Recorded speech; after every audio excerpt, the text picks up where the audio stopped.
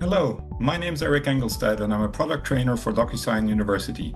Welcome to this quick tutorial on using the in-person signer recipient action in DocuSign eSignature.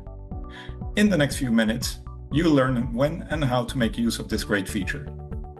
In this scenario, I'm with a client in my office and I would like to sign a sales contract with them then and there. I can easily do so electronically by selecting the in-person signer recipient action right next to the client's name. This tells DocuSign that the client will be signing directly in front of me rather than remotely. Once I've selected the in-person signer, I will be prompted to enter a host. This could either be myself or anyone with a valid DocuSign account. I will enter my own details as I will be acting as the host. So instead of sending an email, I will be guiding the client through the signing process on my own device.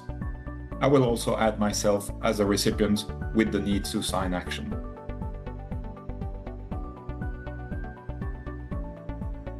Then I will simply place the fields on the document for both myself and the client.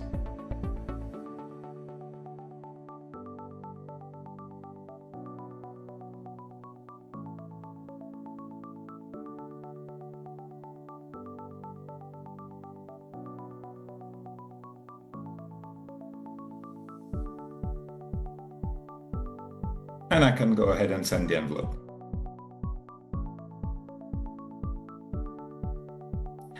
As in this scenario, I am the host, I could choose to start the signing session directly after clicking on send. Otherwise, hosts will receive an email advising them that they are the host for an in-person signing session, as I will show you now.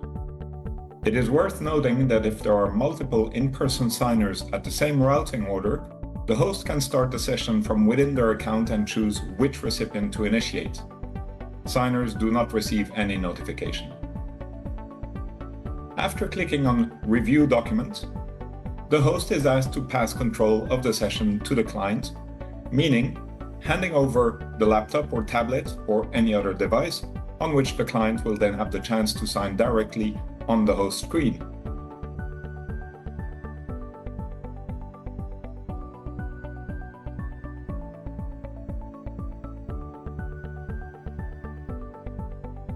And Terry will now go ahead and sign the contract.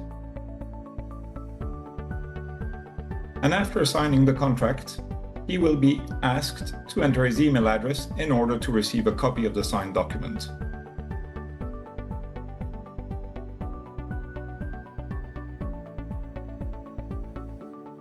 The client will then be asked to pass control back to the host, who in this case means myself as the second signer as well. It's quick and easy, and nobody has to worry about printing anything out or scanning afterwards.